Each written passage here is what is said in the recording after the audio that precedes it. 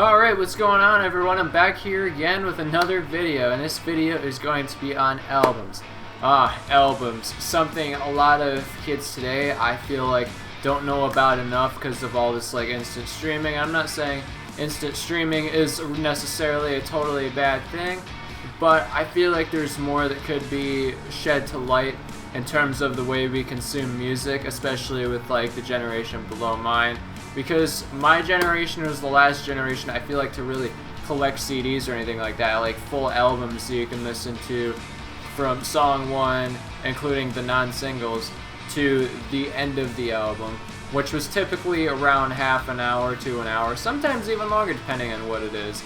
If you're a band like Dream Theater, your album is probably going to be over an hour. If you're a band like Bad Religion, your album's probably going to be about 20 to 30 minutes.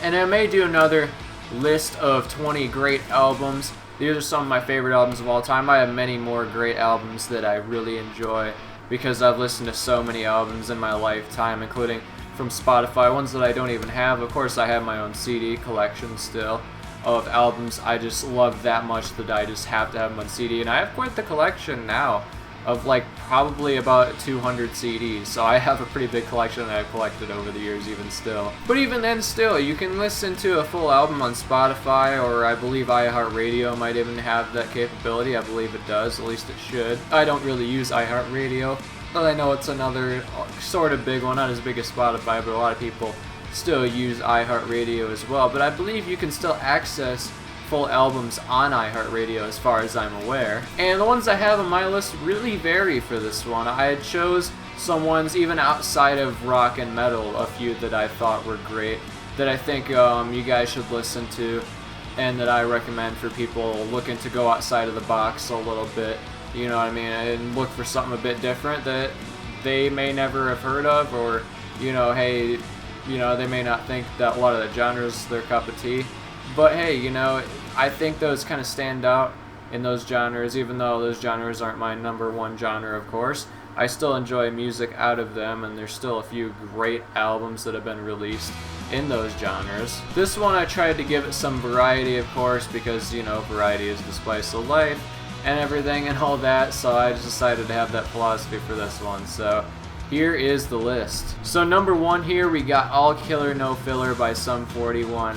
Now this album is definitely a standout pop punk album, even though there's Enema of the State that Blink put out in '99 that went totally mainstream, especially in particular with the song All the Small Things. But still, I feel like this album was a bit of an addition onto it and definitely stood out for all sorts of different reasons.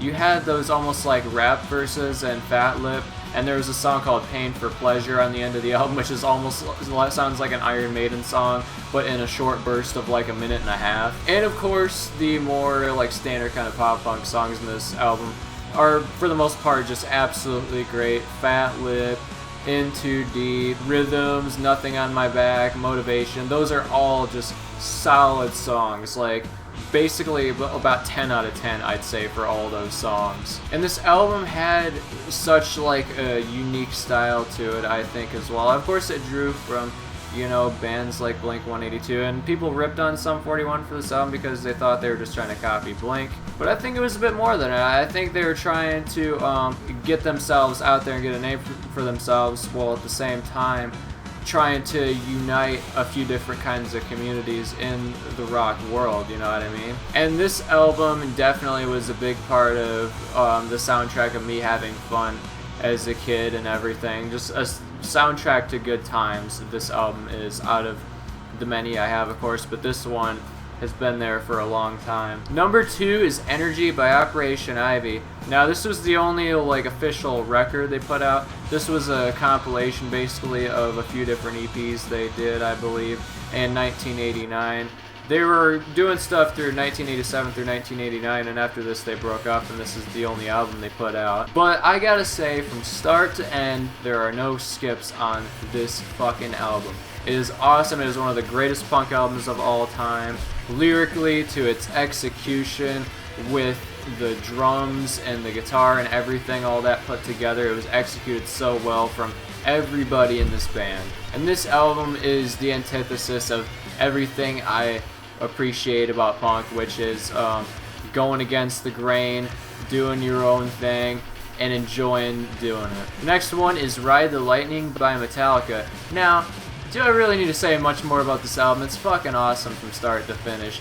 Even, you know, the slower parts, you could say, were slightly more experimental. It kind of goes to show Metallica kind of did almost experiment a little bit back then with, you know, slower parts and everything with songs like Fade to Black. And Fade to Black is great anyways. I mean, the build up to it is just amazing. You know, how they really get the riffs going there at the end on the electric guitar and everything. It starts out with an acoustic section there at the beginning, but still the musicianship really showed in this album. I loved the album before this, but this album was definitely probably my favorite Metallica album of all time. And it even had a bit of variety to it as well. I mean, there's songs like Escape on there. You have songs like Trapped Under Ice, which is like completely like speed metal as much as it could be, and you got the slower kind of songs like Fade to Black, and even the slower parts, you know, were still amazing, you know what I mean? And Ride the Lightning, the song, man, that might be my favorite Metallica song of all time, considering the instrumentation of it and how well it was executed and everything. The solo to the song, it's between this and Hit the Lights for like I think that are a couple of Kirk's best moments on his lead guitar parts. And Ride the Lightning is probably my number one, though Hit the Lights is definitely up there too from their previous release. But this album is definitely my favorite for those reasons. It's great just from start to finish in all aspects. Do I really need to say more? And next we got Dookie by Green Day, another really well-known album, but really deservedly well-known album. This album was put out in '94, and '94 was a year when punk was really starting to get on the map out there. And Dookie was like at the center of it, basically. There was a few different albums during this time like this that really helped it quite a bit by bands like the Offspring as well. But Dookie was it, basically. Dookie was the one that people remember the most out of any of them. And it's because a lot of this album was so relatable, and people were kind of getting tired of the braggy, boasty kind of rock, you know what I mean, like from the 80s that some people were getting sick of and everything. The glam rock, to be more specific. I mean, you know, it's not really my biggest music genre out there. I mean, some of it's good, like back then I feel like it used to actually have songs that, you know, related to the listener a bit, but then we got bands like Winger, which I just cannot get into personally. If you're a fan of them, cool, but I just can't get into Winger. I'm sorry, I know there's been a lot of jokes that have been made about them, but I can't get into Winger. And it's for reasons like that, because they're not really a relatable band to the listener, you know what I mean? This doesn't really sound like they're doing songs from the heart, you know? At least songs that are, you know, on a relatable level rather than, you know, just what glam rock sort of became after, you know, bands like Poison and everything after that era. But then bands like Green Day came along, which related to the listener on what, like, the best level possible. They had songs like Having a Blast, which a lot of people could relate to, Burnout, When I Come Around. You had Basket Case, which is of course their most known song of all time. And they had their previous album, Kerplunk, which was really, I think, when they started to craft this. I think this was Green Day at its best full formation, for sure. Like, Kerplunk was a great record, but I gotta say, I like this one even more, because I think this is when they fully 100% captured the sound of relatability in terms of either like angsty type of feelings growing up and everything, but doing it in a way where it's more of like fun, you know what I mean? Making it sort of like a celebratory kind of thing relating to their listeners, which I definitely appreciate about this. It's not necessarily a sad record too much. I mean, it's more of like a celebratory record, I consider this one. And even though it's of some topics that aren't necessarily, you know, happy, joy and everything, it still executes them really well, and a lot of times it's hard to do that in that way, but this record definitely captured that really well, and I can definitely get why it got so much attention and praise from so many in '94 and all the way to today. Next we got British Steel by Judas Priest. Now this one is kind of one of their more known records, but I mean, come on, the thing is good from start to finish. I mean, some of the best riffs in metal of all time are in this record. And of course the vocals are great. The energy to it is like everything I like in a metal band. It's thrashy, it's upbeat, it's every good thing about metal. This album is definitely up, like pretty close to one of my favorite metal albums of all time, for sure. It's definitely up there. If you haven't listened to this album in its entirety, go listen to it regardless of, you know, what genres you may like. Just give it a shot. It's definitely worth it. I'd say, even as somebody whose like favorite genre isn't metal, I'd say it's definitely worth the listen. Next is Smash by the Offspring. Now this album was another one of those ones that put punk on the map. Another thing I can appreciate this album for as well is they did this on Epitaph Records, a record label that is an independent record label and definitely wasn't as known back then before Smash came out. And Smash was the record in particular that really put the Offspring on the map, not only, but they put Epitaph Records on the map, and countless other great bands joined the label because they were influenced by the Offspring and their success of this album. This record though, I think it still had a lot to it. It had a lot of stuff like from Ignition, but I feel like it was Ignition but put to a slightly more mainstream accessible album with songs, of course, like Self-Esteem. I feel like they took things outside of the box a little more in like a better way, not really too far off of the mark, but they did it with songs like Come Out and Play. I mean, I haven't heard a bass line like that in any other Offspring song before that that's been that good, for sure, personally. And I gotta say, they open up this album great too with a song like Nitro.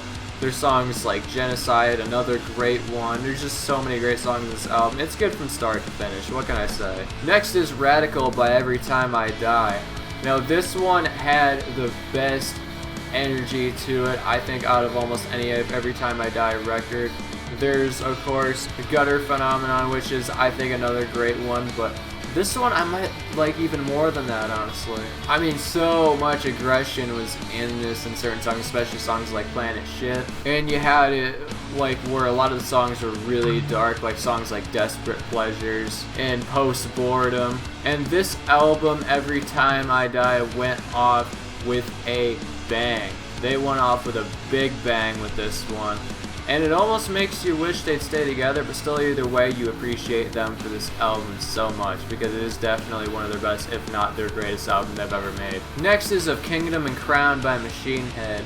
Now, I don't know if this is like my #1 album, but still, it's one of my favorite albums they've probably ever done still. I love Burn My Eyes and The Blackening. Those are two great albums by Machine Head. I love both of those. Those two are probably my favorite Machine Head albums, but I want to mention this one because I think this one deserves more praise as well. It's somewhat new still. It came out in 2022, but this one has the attitude that like Machine Head does the best, I think. They still have a great attitude to it that they do the best, though of course at times it kind of comes across as too blunt from Machine Head occasionally, but they still have so much great material though that's definitely worth listening to, and this album definitely is up there for one of my favorites, other than Burn My Eyes and The Blackening. This one would probably be my third favorite album by them. And some kind of expected, I imagine, that this might have been like Slipknot's We Are Not Your Kind, which is kind of a mid-album. That album really wasn't like my top favorite. It's okay, but it's nowhere near my top favorite Slipknot album. But this one I think is a lot better due to the fact that it has songs that really want to make you get up and mosh still, and that's what I feel like was missing from Slipknot's We Are Not Your Kind. And this album even had some melodic parts in it that were done really well, kind of like how The Blackening was done, but of course there was even more melodic parts in this album, but they still had those songs that were really up in your face, great riffs and everything, just absolute riff salad songs, but are definitely great. I don't know if I call it like riff salad, but you know, they're great songs nonetheless and have some great riffs in them is what I'm trying to say. Songs like Become the Firestorm and Choke on the Ashes of Your Hate. And after songs like Do or Die that Machine Head did, some would expect the song Choke on the Ashes of Your Hate would be another do or die, but it really wasn't. It was kick-ass. It is this song you want to mosh to. The riffs, I mean, the lyrics are definitely a lot better in this than Do or Die. They're not as blunt. They're done really well, that can be related to with all sorts of people, you know, not just, you know, being too blunt about it like the song Do or Die did. This is a song you want to mosh to. And this album was great in terms of both the melodic parts and the heavy parts. So this album is great. Definitely give it a listen if you haven't. Next one is Sound 69 by Ministry. And man, I listened to this one so long ago and thought, what in the hell is this? Because like, it was both political, it was dark, it was just something else to say the least, mainly because I haven't really listened to much industrial metal before in my life. But still, I mean, songs like Jesus Built My Hot Rod, that's the first song I actually heard from this.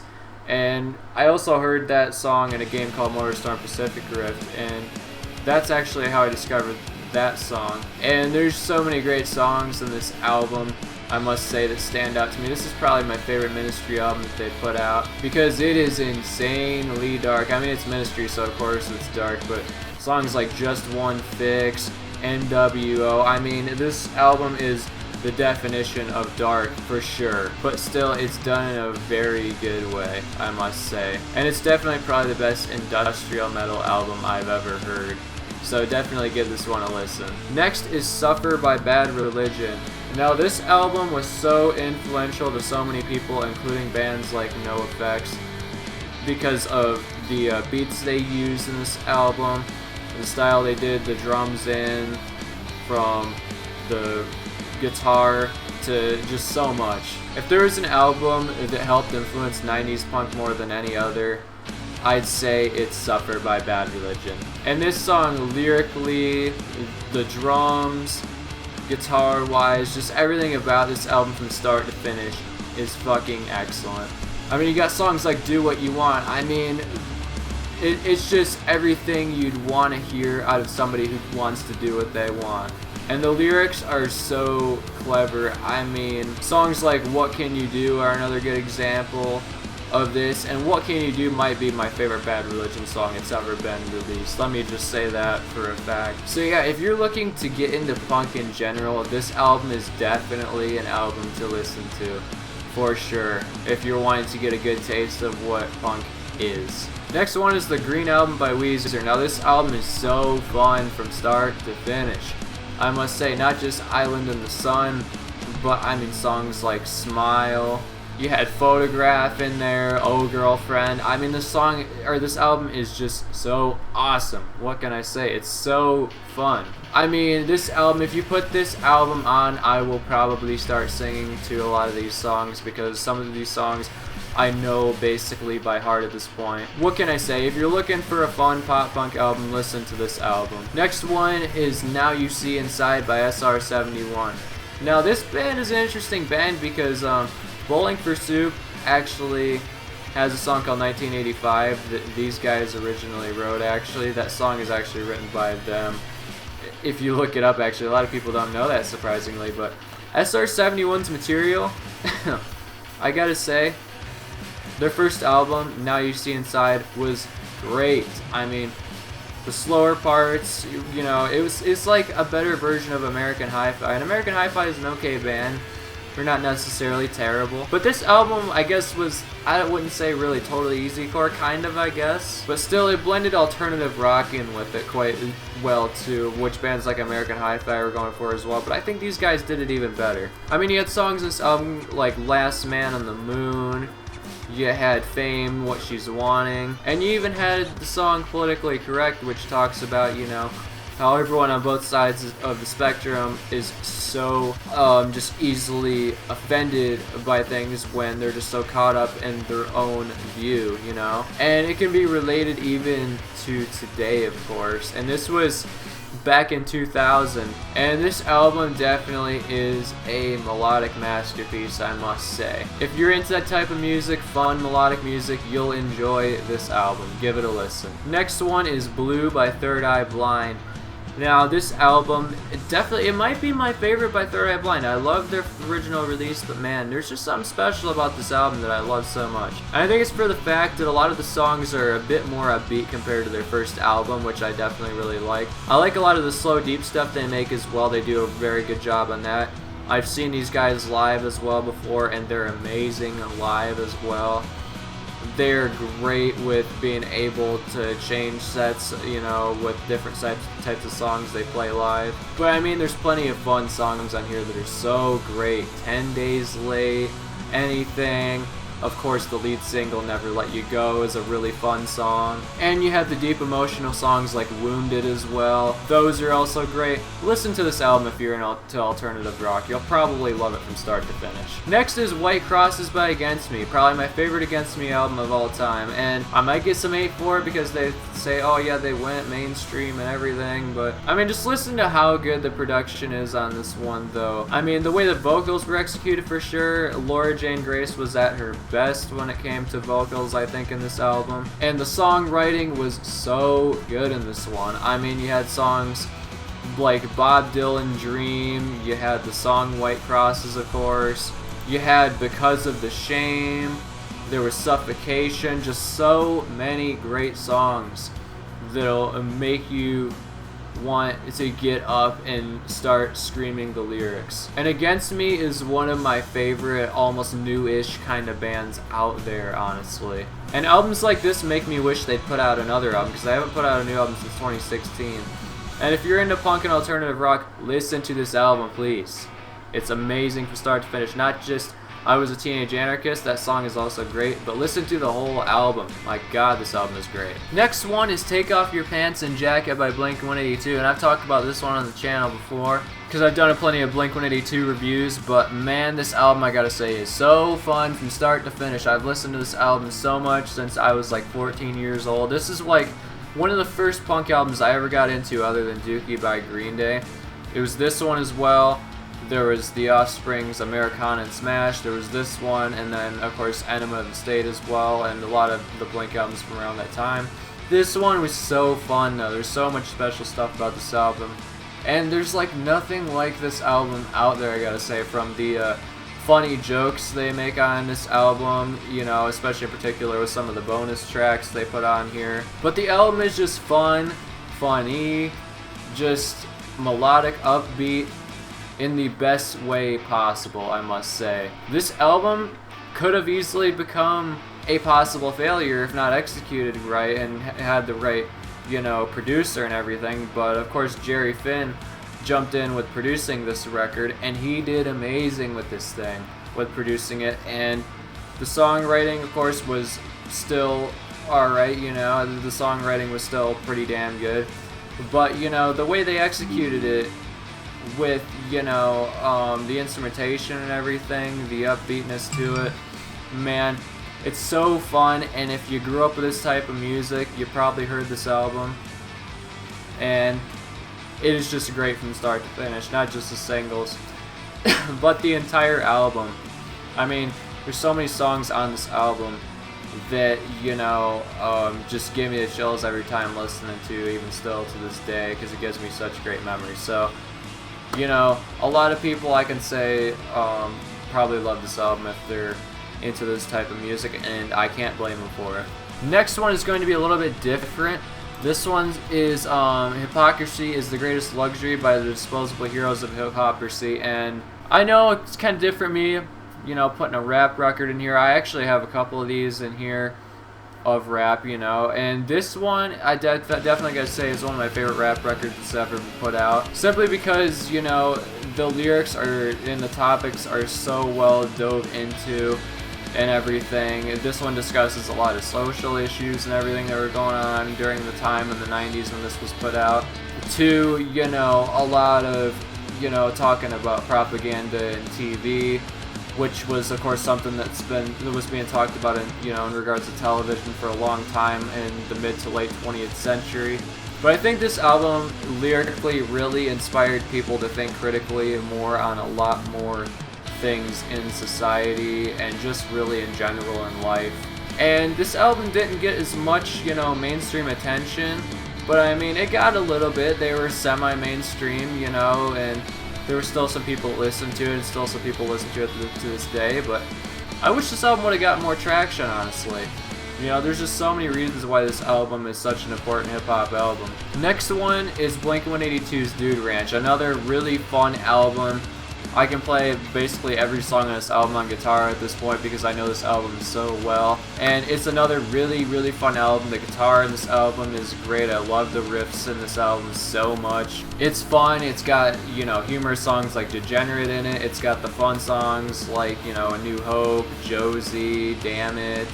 I mean, everything good about a Blink record is on Dude Ranch, just about, you know, except for that slow ballad, which they don't really have in this album, but, you know, it's still amazing. It's a fun record from start to finish, and I love this record, man. Next is Dream Theater's Octavarium. Now, this album, man, production on this thing was just perfect, man. I mean, this album will both make you want to headbang with songs like The Root of All Evil, and then there's songs like Octavarium that make you just want to sit and think. There's some more melodic parts to it, because Octavarium, the song is about 23 minutes, but man, you know, such a great song, and there's the parts where it gets heavier too, a bit near the end, that you kind of want to start headbanging to, but of course that's more in, you know, songs like The Root of All Evil, which I love as well. And there's even a ballad on this album called I Walk Beside You, and it's a pretty good ballad, honestly. I thought, you know, it was executed very well. It's not like my top ballad song of all time, but I think it's still definitely a great metal ballad, you know what I mean? It's definitely one of the best metal ballads I'd say there is out there. But songs like Never Enough and Panic Attack as well are definitely two great progressive metal songs, and definitely a couple of the best of all time.